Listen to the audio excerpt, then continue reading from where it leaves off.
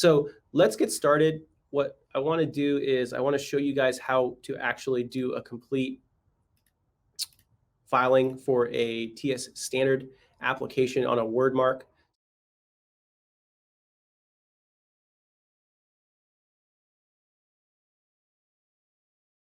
So first thing that we're going to do is go to, well, I will start from the beginning. So the first thing you do is you go to tsdr.uspto.gov.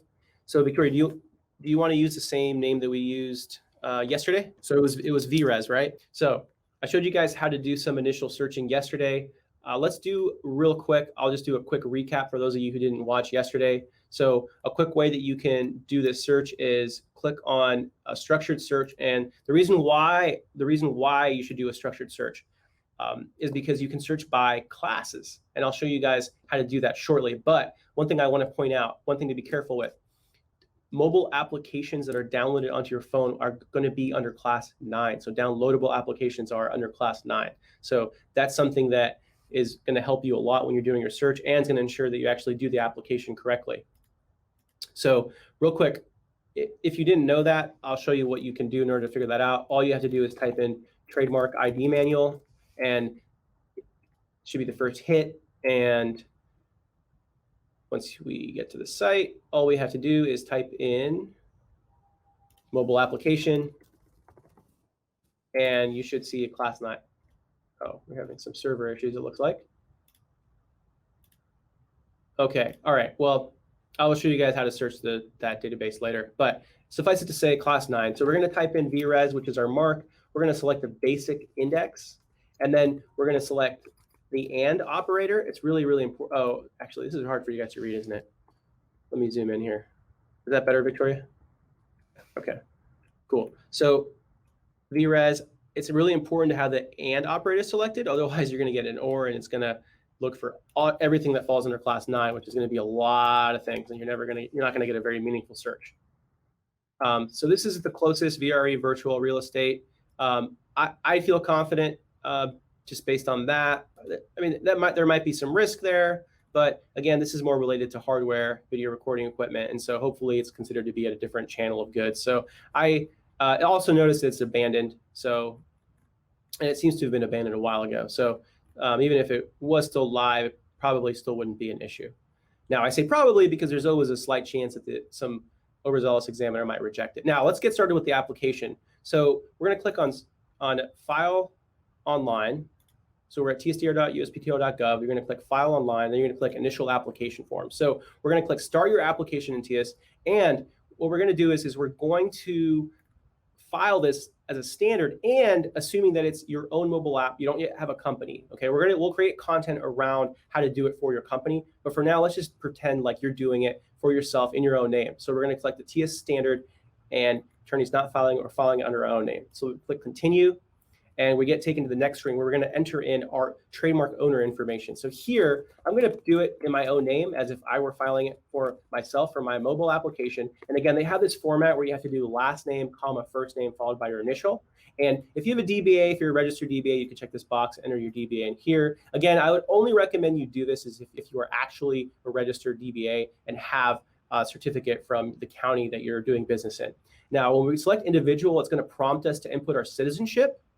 So we're going to click individual. I'm going to click enter my citizenship.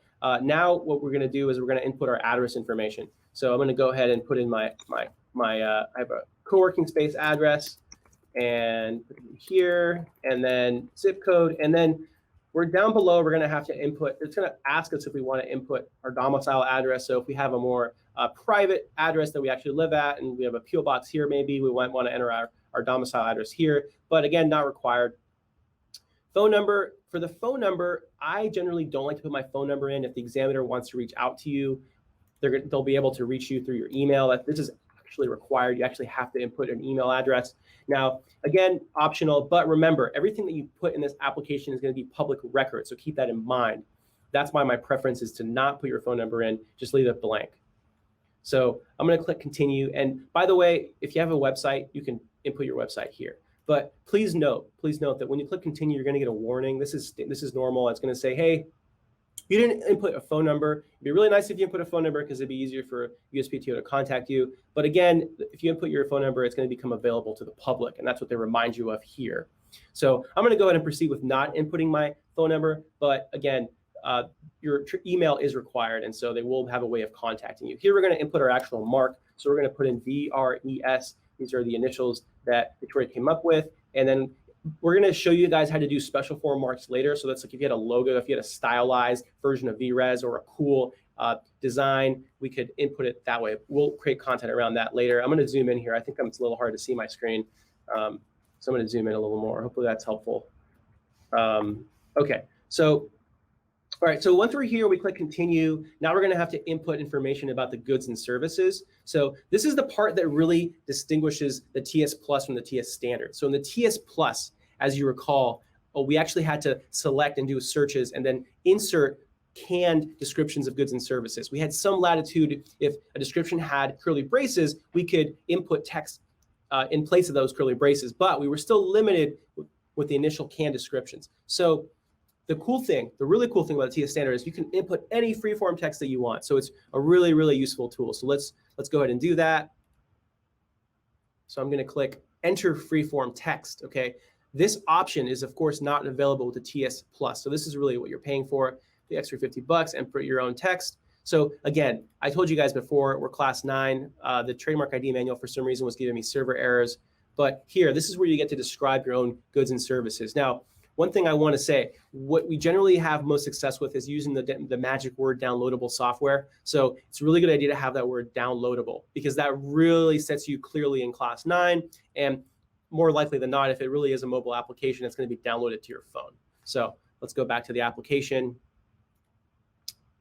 And we're going to do, we're going to do, let's say downloadable mobile application for providing scanning food-related labels, food labels, and providing information, nutritional information, food ingredients. How about that? Awesome.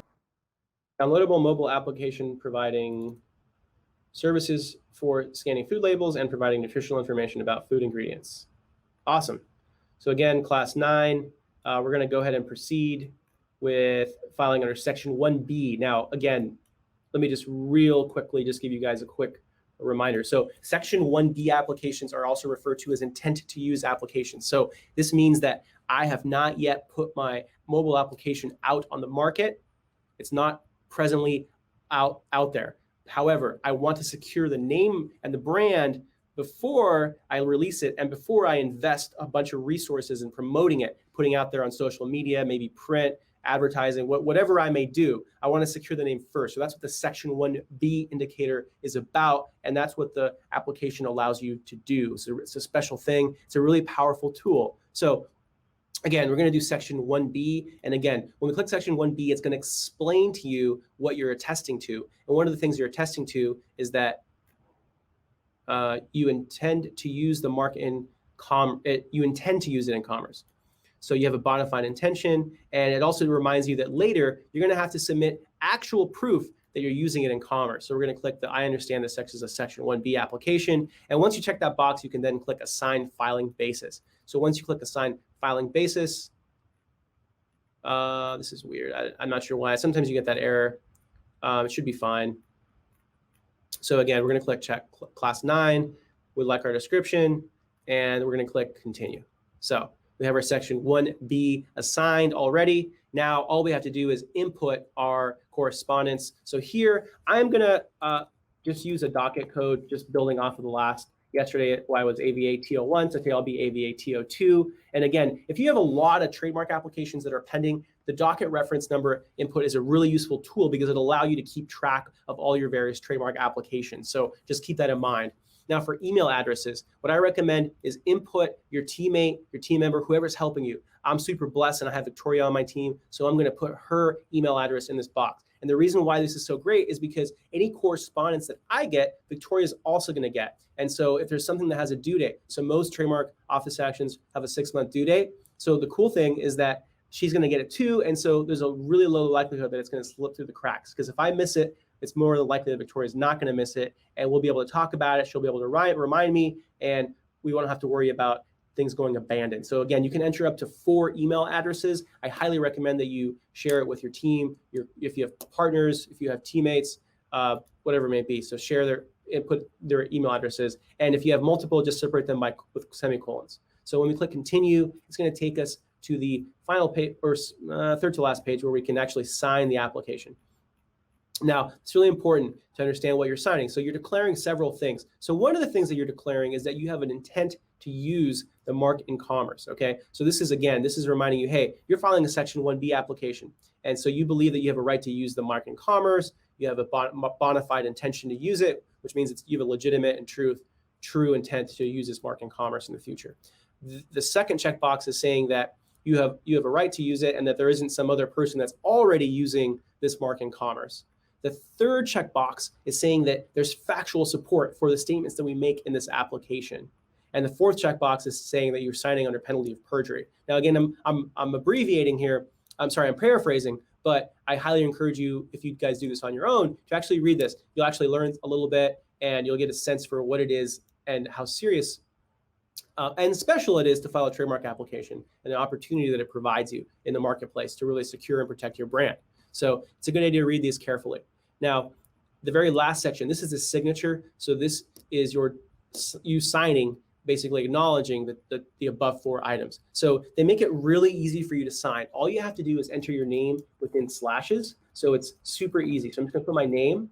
It's gonna do it. It automatically fills a date for you, kind of nice little feature. And then again, you're just gonna input your name. Now you're gonna have to do last name, comma, first name, followed by your initial, and then your position. I like to just do owner.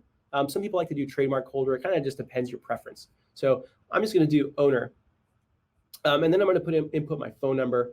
And again, this is the one area though where it will be technically public, but they don't put this on the main site. So you really have to go looking into the trademark application records, TSTR, in order to find this information. So once I click validate, almost at the end, I just have to do a final review before I actually submit, okay? So again, when I click the input button, it's gonna take me to this page here, which is essentially your entire application. So let's go through it real quick. So this is the mark image file. This is the literal element of the mark, so VRES. And again, this is the applicant information. So this is my name, my address, my email. I put my URL today. Again, not required. Email is, however, required, so just keep that in mind. Again, individual, US citizen. And again, we're under class 9 because it's mobile downloadable software applications. And then downloadable mobile. So this is the identification of goods. And again, we're doing Section 1B, which means that we have an intent to use this mark in commerce, but haven't yet started. And again, here's my name, my docket, my Victoria's email, my email. And again, we're going to pay $50 more. So instead of $225, it's $275. But again, we had this latitude of being able to upload our own description of goods. So I'm going to click back. And before I submit, let's just look at the mark one more time. It's really important that this mark is, in fact, the mark that you want to use. Why? Because there's no refund. So let's say you submit this and then Victoria's like, oh, you know what? Actually, I think it'd be cooler if the mark had 2 S's at the end. Well, even though that seems like a minor change, you would not be able to do it. You'd have to submit a whole new application, pay a whole nother $275. So just keep that in mind. I think we have a question. What if I don't want my applicant information to be public? Oh yeah, unfortunately, it's tough luck. If you don't want your application to be public, then what you really should do is consider forming a company and then having the company file the trademark application. So that's a really, really popular way to protect identity, is to form a limited liability company and then just have the LLC be the entity that actually files the trademark application. And then the Secretary of State site, at the end of the day, though, you still technically need to have some physical address. So just keep that in mind. So, but that would be the easiest way, at least, to protect your identity. Oh yeah, that's correct. That's correct. So great question. Yeah. So the company would have to be using the mark in commerce. So if you did do that, though, if you did form an LLC, the LLC would have to be the entity that actually is putting the goods out in the market. So it's a really, really important thing to keep in mind. So remember, the party that controls the nature and quality of the goods is also the party that needs to be the trademark owner and the trademark holder. But yeah, unfortunately, the only thing that you can keep confidential in these trademark applications would be your domicile address. And if we go back to the very beginning, I talked about there's a checkbox where you could actually enter in your home address. And if you uncheck that box and input your home address, that will technically remain confidential. So just keep that in mind. Now, once we get to here, again, remember, make sure the mark is correct. And when we go down, it's going to remind us here of this notice information. So this is basically saying what I said before. So no refunds. So if you got the mark wrong, too bad, you're going to have to submit a whole new application. And then 2, you have no right to confidentiality in this information and this disclosed in the application. It's kind of what the question was just asked. So whatever we input, so our phone number, our email, that's all going to be public record. So just keep that in mind.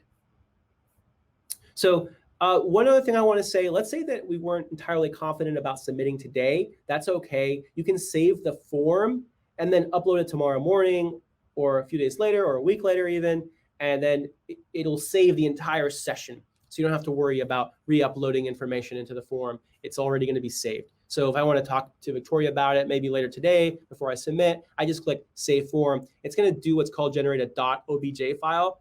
I just take that .obj file and upload it into the trademark system, and it's going to automatically populate the entire session. So I can just click through next, next, next, next, next, and get to the end. So, and if I need to make any modification, it's really easy to. And again, I've said this before in prior episodes, but I'll just remind you guys, if you need to go back to modify any part of the application, it's super easy. All you do is click go back, and it actually saves all your information. So as you toggle forward or backwards, you don't have to re-input anything. So really, really useful and makes it really easy to go backwards and forward. So if you see a little typo for some reason in your description of goods and services, you can always go back to the description of goods and services and make the change. So they make it really simple. So all we have to do to submit is just check the box, and then we'll be able to submit. So we're gonna check the box. Again, I highly encourage you to read everything. Don't just go through this quickly, especially if it's your first time. Actually read the notices and then check the box. And then we're gonna click Pay Submit. Now, once we click Pay Submit, it's gonna take us to a payment page where we can actually pay for the trademark application. So this is where you're gonna input your credit card information and pay the $275. So, okay, so here it is. So here's the docket number I gave it. I'm just gonna click credit card, debit card, and then I can input my credit card information here. And once I click Submit Payment, what's gonna happen is I'm gonna get an email. And that email is gonna include the actual application, and it's also going to include the serial number and what's called the filing receipt. So that's proof that you actually filed the trademark on that particular day. So it's a really useful thing to have a serial number because you'll be able to look up your application. So if you go to tsdr.uspto.gov, and again, I think I have a banner for tsdr.uspto.gov. Here it is. So if you go to tsdr.uspto.gov, you can actually search for your application by just entering it in here and then clicking status. So again, really useful. And also you have a nice PDF of your actual application as you submitted it, so you can share it with your team, put it on your drive, whatever system you guys have to stay organized.